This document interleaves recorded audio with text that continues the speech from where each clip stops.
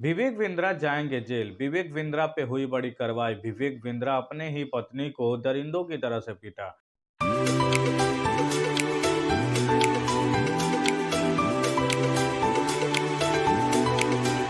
नमस्कार दोस्तों, मैं नन्हे कुमार गौतम बीबी न्यूज इंडिया में आपका स्वागत करता हूं। आज हम बात करने वाले हैं हाल ही में द लल्लन टॉप पे एक इंटरव्यू में विवेक बिंद्रा से आरक्षण के विषय में पूछा गया तो उसने कहा कि ब्राह्मण जो है कहीं ना कहीं टॉप लेवल पे होता है और उसी के भीतर राज करने की और योजनाएं बनाने की क्षमताएं होती है। और जो उसके बाद छतरी होती है वो प्रशासनिक व्यवस्था को बनाए रखने की जो क्षमताएं होती है। और जो वैश्य होते हैं उनके भीतर जो होता है वो कहीं ना कहीं भरण पोषण करने के की व्यवस्था करने वाले हैं। और जो शूद्र होते हैं वो कहीं ना कहीं सेवा करने वाले हैं, ना कि वो टॉप पे जाने वाले हैं, ऐसा विवेक बिंद्रा ने कहा। और उसका मानना ये है कि उसकी सोच है जो कहीं ना कहीं दर्शाती है कि मनुस्मृति को और मनुवाद को ज़्यादा फॉलो करता है, अब ज़्यादा पढ़ता है और उसी के अकॉर्डिंग ये जो भी काम करता है वो करता है। इसकी ये स्टेटमेंट आते ही तमाम ऐसे बहुजन समाज के लोगों ने अपनी अपनी प्रतिक्रिया दिखाई है। और इसकी तमाम वीडियो वायरल हो रही है कि वो अपने जो औरत है उससे शादी किया और कुछ ही दिन पे उसे उससे पीटने का काम किया, जो कि उसके बॉडी पे तमाम जगहों पे एक निशान बने हुए हैं। और तमाम जो दरिंदगी की तरह उसे पीटने का काम किया है। और पीटने से ये प्रतीत होता है कि ये कहीं न कहीं मनुस्मृति को ज़्यादातर फॉलो करने वाला है, जिसमें बताया जाता है कि महिलाएँ जो होती हैं कहीं न कहीं एकदम शूद्र किस्म की होती हैं, नीच किस्म की होती हैं और उनको कहीं न कहीं इसी तरह से पीटा जाना चाहिए। ऐसा लगता है कि ये कहीं न कहीं तुलसी के ढोल गँवार पशु शूद्र नारी ये सब है तारण के अधिकारी, ये फॉलो करता है और फॉलो करता हुआ दिखाई देता है। जिस प्रकार से अपनी पत्नी को ये बेरहमी से पीटा है, इससे पता चलता है कि कहीं न कहीं तुलसीदास के ये जो कही हुई वाणी है, उसको फॉलो करने वाला है। और हाल ही में आरक्षण पे ये इसने बहुत बड़ा स्टेटमेंट दिया और बताने का प्रयास किया कि अगर जितने भी शूद्र समाज के लोग हैं, जो बहुजन समाज के लोग हैं, अगर उनको सत्ता दे दी जाए और सरकार में उसके उसको ऊँच पद दे दिया जाए तो कहीं न कहीं भारत को ये बर्बाद कर देंगे। लेकिन उसको इतिहास की थोड़ा-सा भी जानकारी नहीं है। उसको अगर इतिहास पढ़ा होता तो उसे पता होता है कि भारत का इतिहास तो कहीं न कहीं शूद्रों से ही शुरू होता है। भारत के इतिहास में जितने भी राजा हुए हैं, जो प्राचीन राजा हुए हैं, जिसमें चंद्रगुप्त मौर्य है, वो घनानंद हो और सम्राट अशोक हो, बृहद्रथ मौर्य हो, ये सभी जितने भी जो राजा हुए हैं, जो भारत की कहीं न कहीं पहचान बने हुए हैं, उन राजाओं के ही द्वारा भारत पूरे विश्व में जाना जाता है। वो जो महात्मा बुद्ध को इन्होंने शास्त्रों में गालियाँ दिया है, जो सम्राट अशोक को इन्होंने नीच बताया है, असुर बताया है, वो लोग कहीं न कहीं ये बताने का प्रयास कर रहे हैं कि मतलब हम लोग शासक नहीं हैं। बहुजन समाज के जितने भी लोग हैं वो शासक नहीं है, शासक कर ही नहीं सकता है। इनके बस में शासन करने का क्षमता ही नहीं है।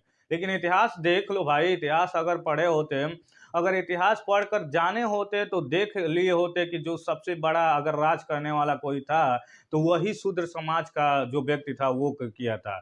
जिस शूद्र समाज से जो शिवाजी महाराज आते हैं, जिनको तुम लोगों ने कहीं न कहीं उनको राज्याभिषेक नहीं किया, लेकिन कुछ ऐसे चित्पावन ब्राह्मणों ने अभिषेक किया और उनकी भी काबिलियत देख लो, उनकी भी काबिलियत देख लो कि भारत में जिस प्रकार से उन्होंने राज किया, वो कहीं न कहीं किसी के छिपाए छिपा नहीं है। अगर विद्वता की बात किया जाए तो भारत में जितना विद्वान महात्मा बुद्ध हुए थे, महात्मा बुद्ध के बाद अगर कोई बड़ा विद्वान बना है, तो डॉक्टर अंबेडकर बने हैं। डॉक्टर अंबेडकर को देख लो कि कितना काबिलियत है हम बहुजनों में, और बहुजन के तमाम ऐसे लोगों में कितना काबिलियत है, अगर उसे मौका मिलता है तो क्या-क्या नहीं कर सकता है। करके दिखा ही रहा है। आप उत्तर प्रदेश में देख सकते हो, उत्तर प्रदेश में बहन कुमारी मायावती, अखिलेश यादव, बिहार में चले जाओ नीतीश कुमार हैं और लालू प्रसाद यादव जी हैं। तमाम ऐसे जो समाज के लोग हैं, ये बहुजन समाज से आते हैं, जिसे तुम लोगों के द्वारा शूद्र समाज कहा जाता है, उन लोगों ने जिस प्रकार से अपनी काबिलियत को दर्शाया है, जिस प्रकार से मल्लिकार्जुन खड़गे अपनी काबिलियत को दर्शाने का काम कर आईना के रूप में वो दिख रहे हैं, लेकिन तुम्हें तो दिखाई देता ही नहीं है।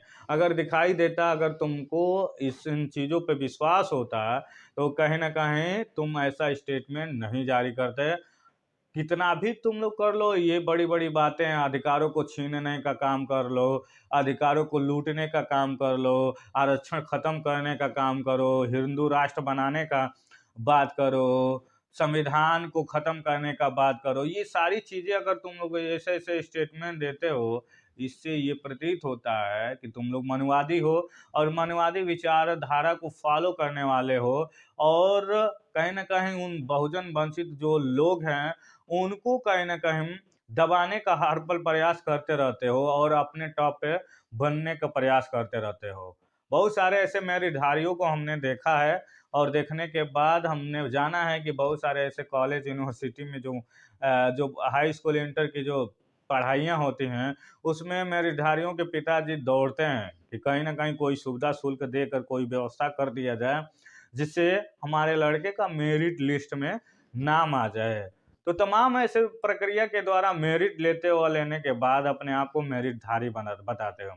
आईआईटी आईआईएम में तुम लोगों ने जिस प्रकार से तमाम ऐसे जैसे एसटी ओबीसी जो बहुजन लोग हैं, अब वो कहने के 15 से 16 हजार लोगों ने जिस प्रकार से आईआईटी को छोड़ने का काम किया है, इससे ये प्रतीत होता है कि जितने भी जो राष्ट्र के लोग हैं वो कहीं ना कहीं ये करने का काम कर रहे हैं कि किसी न किसी माध्यम से इनको शिक्षा से वंचित कर दिया जाए और वंचित करने के बाद सारी जो संपत्ति, जो भारतीय संपत्ति है या भारतीय संस्थान है, उस पर कब्जा कर लिया जाए और कब्जा करने के बाद रूल किया जाए।